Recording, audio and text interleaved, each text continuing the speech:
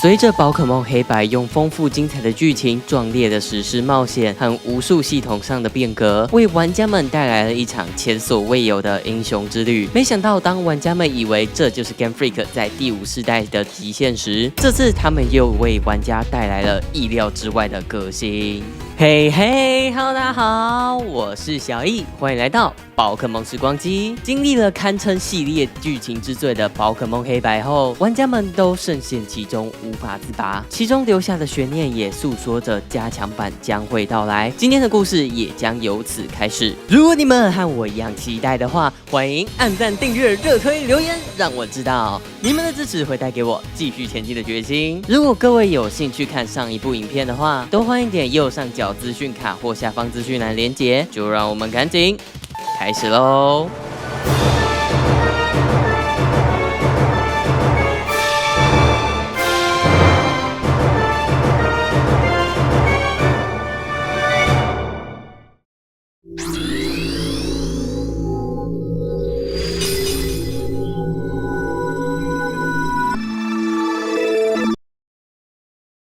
要提这部作品，就不得不聊到开发时的时间背景了。就在宝可梦黑白推出后不久，任天堂的下一代游戏掌机 Nintendo 3DS 在2011年2月26日正式推出。这对游戏市场可以说是值得庆幸的事，但对于正准备着手开发加强版的 Game Freak 却是一个晴天霹雳的灾难。更糟的是，社长岩田聪在黑白推出前就表示，希望如果这次要推出加强版的话，能给出更多一点新东西。言外之意就是这次的革新可不能只是做出流程上的优化，再新增一点剧情就交差，搞得真田顺一顿时压力都上来了。因此他率先提出了第一个改革方向，那就是自宝可梦经营取消以后就再也没被提起的命名方向2，让会议中的众人都大吃一惊。真田顺一说明，这是因为他还有一些在黑白中想尝试却来不及制作的双游戏联动方案，所以加强版也必须是双版本。顺便他想借着这次机会，当大家都以为下部作品的名字会叫做灰的时候，当大家都以为下部作品只会有一个版本的时候，抛出一个双版本的续作，一定能引起玩家们的关注。虽然就结果来看，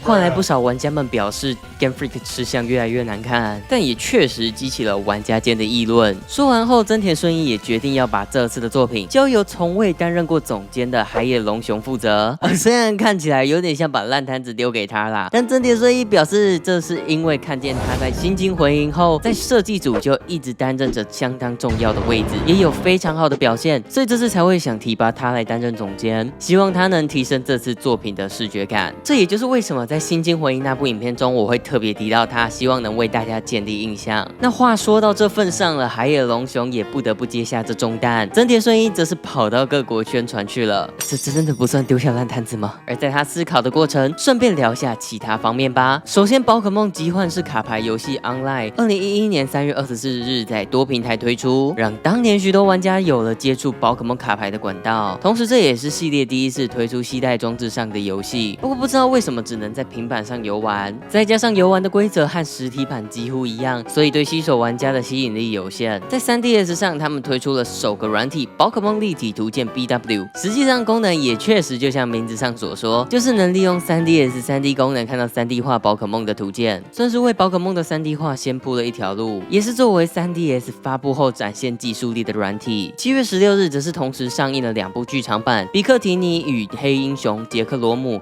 比克提尼与白英雄莱西拉姆。听名字应该就看得出来，2部剧场版几乎一样，只有少部分的细节有所不同。这操作不明所以，到甚至让人怀疑他们是钱太多。这举动也让不少以为2部剧场版不同而不小心走进去看的人相当不满，就是真的很不明所以。8月11日又在 3DS 上推出了小品 Super Pokémon Skull Blue， 作为之前蓝山 Pokémon Skull Blue 的续作，这次加入了第5世代已公开的所有宝可梦们。同样推出续作的还有11月12日 Wii 上推出的 Poképark Beyond the World， 也是加入了第5世代公开的所有宝可梦们。另外9月15日时的霓虹 Game Daisho 黑白分别被授予了最佳销售和卓越奖，宝可梦新金魂音也被授予了全球奖、日本作品品类别，宝可梦公司的社长石原和歌也被授予经济产业部长奖，可以说是全场获得最多大奖的赢家。之后进入2012年1月时，增田顺一决定在日本全国的宝可梦中心举办签名会。有趣的是，这居然是他在系列推出15年来第一次在国内举办签名会，所以自然每场都是大爆满。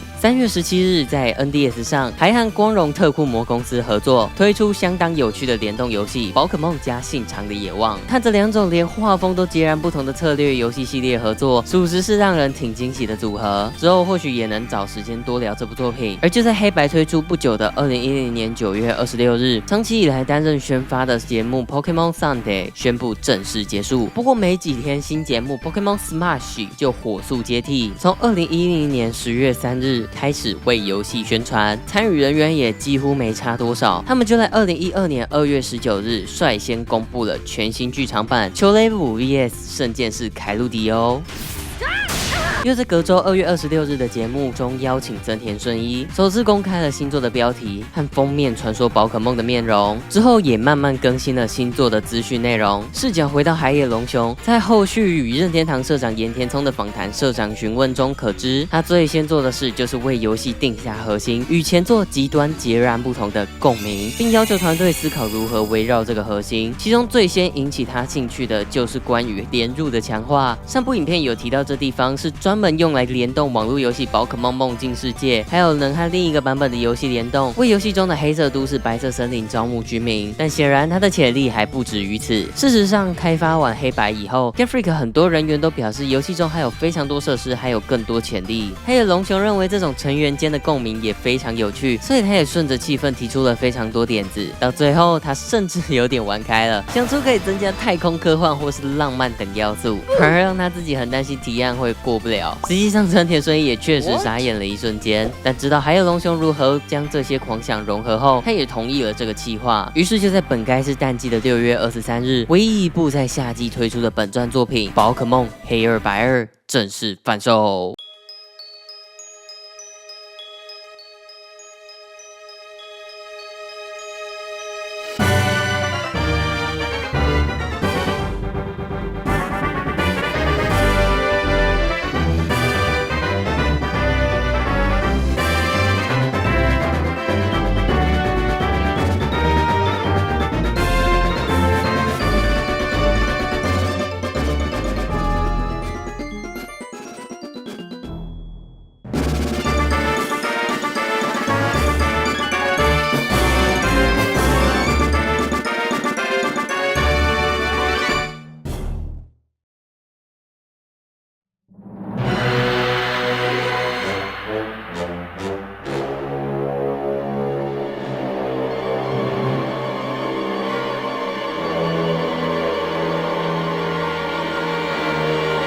从片头动画回归传统的各种重要角色登场模式，可以看出这部作品和前作有非常多的区隔，摆脱了前作的史诗感，转而使用了美漫的大胆配色，体现出了满满的年轻活力。而这就正是这部作品的调性。时间线设定在等离子队事件的2年之后，是一段全新的旅途。而走出家门后，相信大家第一件想的事就是我是谁，我在哪？没错，这次就连主角和初始城镇都不同了。这次全新的2位主角分别是贡平和明一。从名字就看得出来这次的传达核心了。不过与前作相同，另一位没被选择的主角，除了在对战地下铁的多人列车能遇到，其余就完全不会在剧情中登场。但明明这部作品并不像前作那般强调对比差异，所以依旧使用这个配置，老实说我觉得相当可惜。不过漫画宝可梦特别篇也和前作一样，有成功将2位主角都导入其中。值得一提的是，感觉也从这个篇章开始，漫画在设计主角的时会为他们设计出比较明显的人设，像是男主角就是一位国际刑警，女主角则是等离子队的前成员。虽然这种人设设定还挺亮眼的，但我个人还是觉得前作的主角团比较立体讨喜，不知道大家怎么看呢？而我们所在的城镇则是在前作中完全没有登场过的地图左下角的快闪室，这个改动就能让老玩家感觉到新意，属实聪明。有趣的是，这应该也是历代作品中最热闹的初始城镇了，连宝可梦中心甚至是第一座道馆都在这里。还有龙雄在社长询问中表示，是因为这次是续作，所以才会这么做，用来缩短老玩家新手教学的繁琐感。不过也因此，这次与以往不同，不是让博士直接赠送初始宝可梦，而是交由了我们的老朋友前作成为博士助手的白鹿来赠送宝可梦。同时，第一道馆的馆主也正式成为了教师的另一位老朋友黑莲，接替了前作的一般系道馆。看着笨拙毛躁的白鹿成长为勉强可靠的引导员，看着追求强大的黑莲成长为温柔的教师，相信玩过前作的老玩家这时都非常感动吧？真的是只剩下前作的主角了啊！而且既然他们都作为前辈出现了，自然在故事中也免不了不断登场帮助我们，甚至透过新版的 C 装置还能打电话给他们。打给白鹿能够得知队伍宝可梦的大致亲密度和基础点数，打给黑莲则是能够得知队伍宝可梦的属性弱点和特性效果，还可以打给妈妈听取现在所在地的介绍。可以说对新手真的是相当友好啊！就连已经退休的冠军阿黛克都会在一开始就与玩家初次见面，他也像以前一样壮得不可思议。能让这么多旧角色以成长的姿态回归并担任引导员的设计，既可以同时让新玩家理解游戏情况，也能用情怀让老玩家产生共鸣并降低烦躁感。只能说，可见 Gavrik 还是做得到嘛？那为什么后面宝可梦创手自己也就……唉。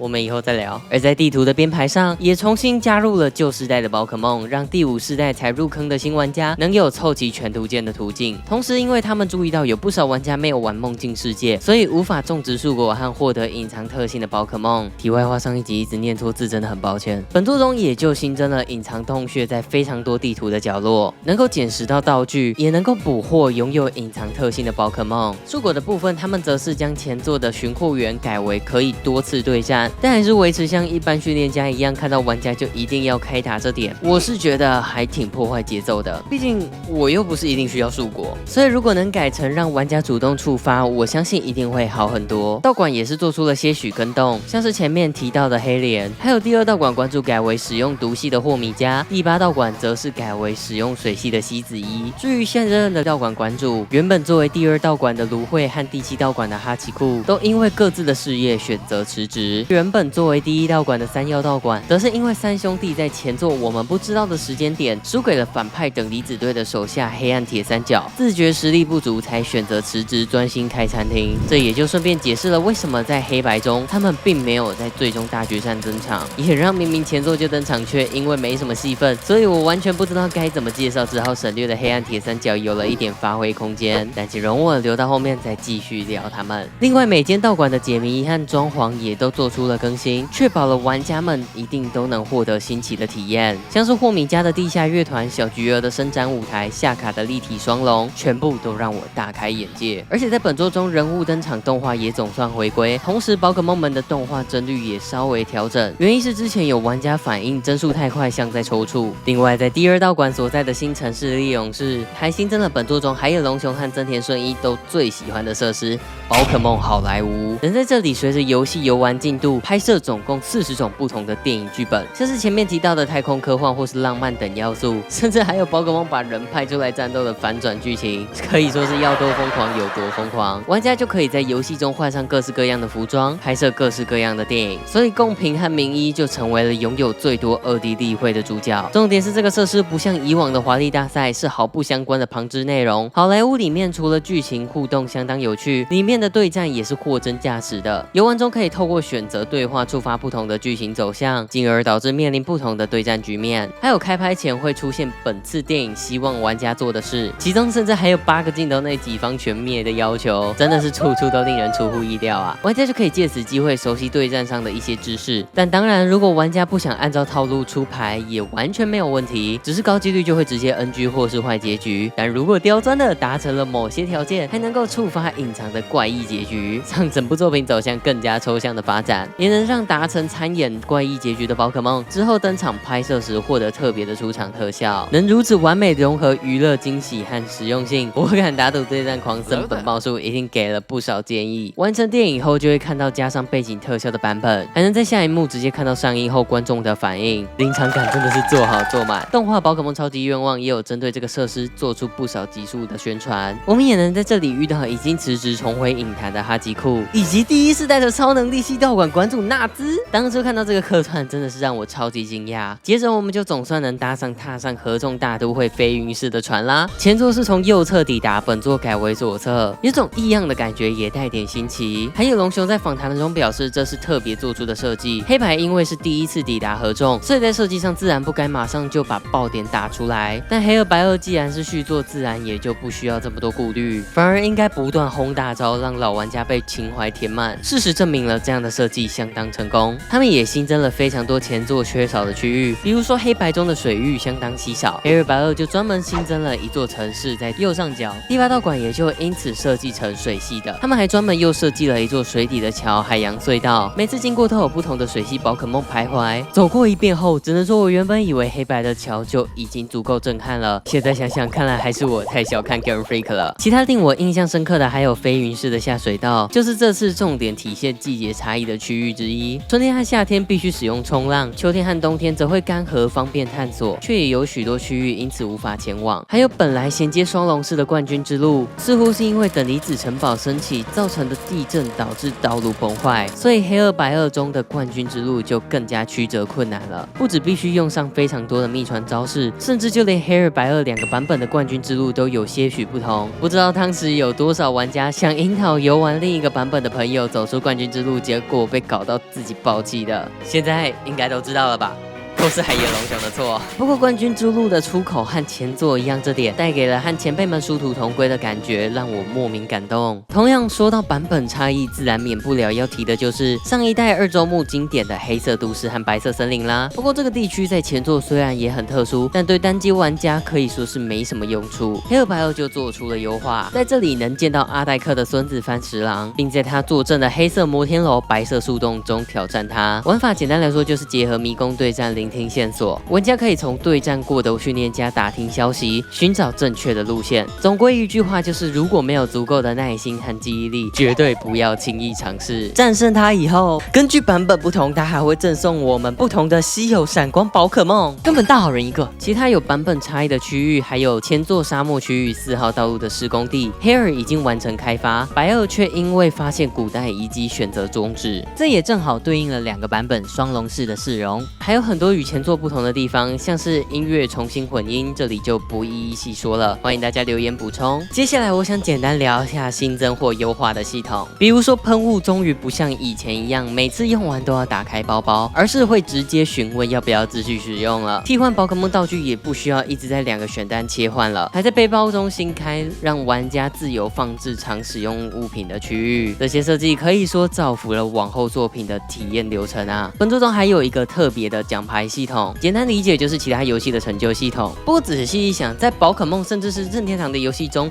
这真的是相当新奇的设计。原因是任天堂对于成就系统虽然不到反感，但也确实谈不上喜欢，所以在任天堂的平台上才几乎不会见到相关设计。这也就让这次黑二白二的设计显得格外特殊。而说到格外特殊的，还得提到本作中对连入的更新。前面提到了有不少玩家都没玩梦境世界，像我们现在更是连玩都玩不了，所以这个区域在本作还新增了能够和多人同时连线游玩的功能，可以想象就和第4世代的 WiFi 广场类似。不过最让海野龙雄感到自豪的，莫过于他成功让同时在线人数提高到了100人。到底有谁能凑到这么多人啊？实际上我也确实没有找到相关记录，除了莫名其妙以外，我还真的是没有其他感想了。但是海野龙雄却表示，这充分体现了他对共鸣这个核心的理想，所以他要求无论如何都必须加入游戏中。我相信接到要求时，开发组一定都超级傻眼的吧。此外，在本次的故事也有不少体现出共鸣的要素。首先我想聊故事中角色间的共鸣，比如说这次再度将双人对战纳入了剧情之中，还有在故事中我们能在雷文市捡到某人的即时通讯器，对方很快就会打电话过来向玩家道谢。如果选择男主角，对方就会是女孩子琉璃；如果选择女主角，对方就会是男孩子阿铁。他们会因为没空，所以请玩家暂时保管即时通讯器，接着就能在游戏中中经过特地地点接到他们的电话，透过电话可以得知他们的工作相当繁忙，而且还会在世界各地游走。那如果各位跟我一样很闲，会一直对着电视连点的话，就能得知他们原来在从事偶像的工作。然后通话达到10次，对方就会告诉主角自己终于有空了，就能在雷文式的摩天轮底下与对方正式见面。对方也会希望能继续与主角保持联系，气氛整个都暧昧了起来。之后在第30次通话时，主角就可以开始和对方共乘摩天轮约会了，并且如果玩家已经获得全国图鉴，还能够与对方交换12种不同的宝可梦。之后在电视节目中，有时对方身边就会带着和主角交换的宝可梦，可见有多么珍惜与主角的情谊。最后在第50次通话后，主角就能有幸偶尔见到对方换上工作服装的样貌。虽然官方并没有明说他们与主角的关系，但是看到他们是少数与玩家一样有性别差异的角色和种种细节暗示，相信大家都能感受到自己被喂多大一坨口粮了吧？想当初我还纳闷，这么有趣的支线剧情漫画特别篇怎么会没加入？结果重看一遍才知道，白痴哦，原来男主角一开始就把人家给甩了啦，真是可惜啊！这个设计就充分体现了角色间的共鸣。而再来，我想聊玩家与游戏间的共鸣。首先我能想到的就是情怀满分的宝可梦世界锦标赛，能够与过往除了4天王的所有游戏重要角色再度相聚，打一场酣畅淋漓的对战，而且所有赛制包括3打与轮盘也都能体验到。要我说，一定得玩的就是3打对战了吧？因为能够见到所有对方的6只宝可梦，能够见到完整的实力，打起来才爽啊！所以本次主角也就成为了第2位能见到初代主角赤红真龙的主角。虽然不如白银山那般史诗，但因为能玩上各种赛制，兴奋感拉好拉满啊！不过要说到最让我起鸡皮疙瘩的，又怎么能不聊到合众连结中其中一项功能记忆连结呢？能够让黑2白2与前作黑白连结，进而让玩家能在黑2白2中在特定地点触发回忆画面，让玩家们了解这2年间发生了什么事。像是前面提到3妖道馆的馆主们为什么辞职，还能看到哈吉库与阿黛克谈论辞职的事情，夏卡解释爱丽丝如何变为合众地区的冠军，与在黑白中无法听到的一些恩的心里话。之后还能遇上那些曾经与恩并肩作战的伙伴们，还有与带上黑白队伍的黑莲和白鹿痛快的打一场对战。每次进到记忆连接里，真的都会让我不由自主的想贩卖速度享受每一刻。而最后要聊的就是玩家间的共鸣，这就得提到另一个功能——钥匙系统。真田顺一在这场询问中提到，他在黑白中就有制作这个系统的计划，苦于时间不足，所以最终没能实装。所以好在这次有了机会让这个系统发挥，玩家可以透过和游玩对应版本的其他玩家通信，收到只有在对应版本才能获得的钥匙。比如说在黑2通关可以获得解锁挑战模式的钥匙，反之在白2通关可以获得解锁助手模式的钥匙。没错，题外话，本作也是历代唯一一部可以调整难易度的作品。挑战模式中 NPC 会携带对战道具，等级和奖金也会提高，反之助手模式就会尽可能的降低游戏难度，玩家就能透过通信解锁其他模式，还能够修改黑色都市、白色森林成对应版本的地区。真田顺一也表示，正是为了设计出这种能让玩家们通信交流的系统，才让这次的加强版也大胆采用双版本，能够透过通信游玩的地方，还有4号道路形成的汇合大道，玩家会被请求协助托管这个商店街。简单来说，就是一个模拟经营类的小游戏，玩家可以透过各种通信功能吸引顾客和商家。我觉得是一个相当有意思的设计，但同样换句话说，现在的玩家也很难游玩了。透过钥匙系统，还能够遇到对应版本的传说巨人雷吉家族，每次都能获得最高规格的待遇，真不愧是传说宝可梦中的官方亲儿子。没错，如果我不提，是不是大家都忘记了？从新金回音开始的传统神兽大礼包，玩家可以在星之空洞与神奥的心灵3神相遇之后，就能在天堂之塔、七宝室、23号道路捕捉。反转山能够遭遇到喜多兰恩。题外话，这里也是2个版本有巨大差异的地方。黑2中充满了水，白2中充满了岩浆。得到星月之雨，就可以在奇幻桥遇到克雷瑟利亚。与之对应的达克莱伊，则是在黑白中就有透过活动赠送。拉蒂兄妹则是可以在梦的遗址遭遇。至于合众本土的稀有宝可梦，圣剑士勾帕路翁、碧利吉翁、戴拉基翁，在游戏一周目就能够遭遇。而透过剧场版球雷姆 VS 圣剑士凯路迪欧，就能获得梦幻的宝可梦凯路迪欧。在游戏中领取它之后，还能够触发一段与3位圣剑士前辈的剧情。有趣的是，黑白与黑2白2中的剧情也有所不同。美洛耶塔则是在剧场版后的2部短片，唱版美洛耶塔寻找梨花果、美洛耶塔的闪亮音乐会中登场。这也是剧场版时隔9年再次推出短片动画，所以才会一次性放出2部吧。在动画超级愿望中，小智也和他一起经历了一段冒险。看到他突突然切换成5步形态的瞬间，着实吓了我一大跳。在那篇章中，他们与火箭队也有一段相当精彩的梅洛耶塔争夺战，因为这也是火箭队3人组少数认真起来的一次，也是超级愿望少数我觉得精彩的篇章，所以我一直都非常印象深刻。同样在动画的这个篇章中，还展现出了一个全新道具现形镜，透过这个道具，3位云朵神居然改变了样貌。不过在黑二白二之中，却无法遭遇到3位云朵神，这就得稍微聊到之后，在2012年6月23日，3DS 上推出的小游戏《宝可梦 AR 搜寻器》，玩家可以透过 AR 探索现实世界，捕捉宝可梦，并传送到黑二白二之中。大家应该也都看得出来，这有未来哪部作品的影子了吧？其中最大的奖励就是3位云朵神的灵兽形态。值得一提的是，在这部作品中担任领导员的博士，居然是会在遥远的未来成为我们熟面孔的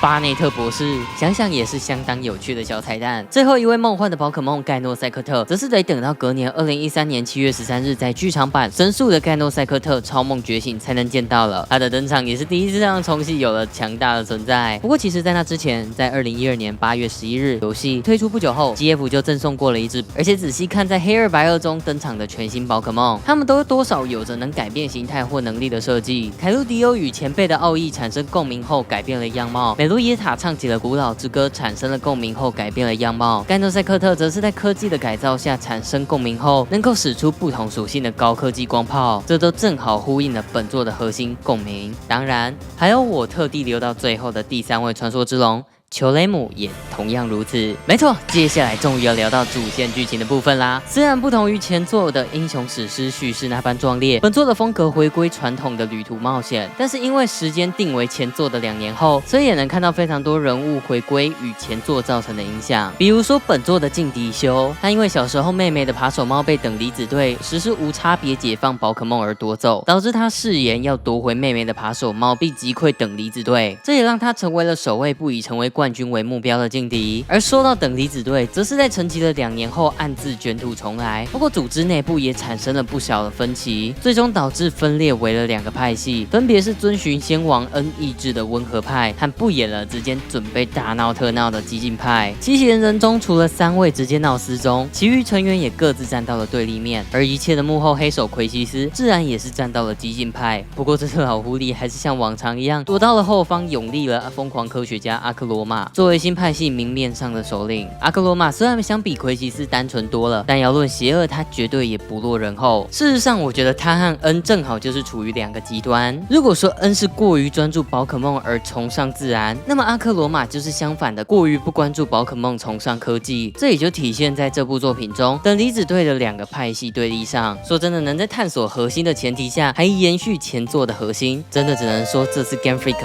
也是相当用心啊。因此在本作中，我们反而就必须和温和派合作，并和前辈伙伴们一同阻止更加危险的激进派。所以这次不论是伙伴还是敌人的人数，全部都是历代最多的，也就诞生出了更多的精彩大场面，像是无人可挡的等离子驱逐舰，一发大炮轻松让城市陷入冰河时期；修与进化后的酷豹相刃，无数次被黑暗铁三角扔下船；还有最重要的恩再度登场，抵达战场中央，与透过基因之蝎与2位传说之龙产生共鸣，从而与其融合的第3位隐藏传说之龙裘雷姆。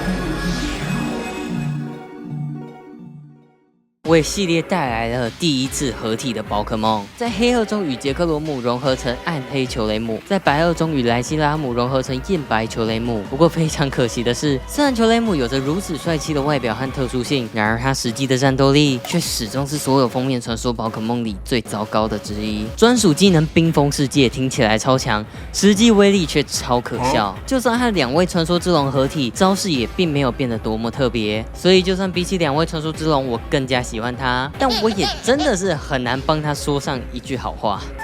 而恩的入局虽然弄巧成拙的加速了奎奇斯的计划，却也让我如有神助的彻底碾碎了裘雷姆和奎奇斯的野心，终于终结了这延续自史诗的外传闹剧。接着就在一切尘埃落定之后，在索罗亚克的引导下，恩会带领我们来到与前作主角决战的地方，并在对决后托付给我们他的朋友传说之龙，为他的英雄之旅画下了完美的句点。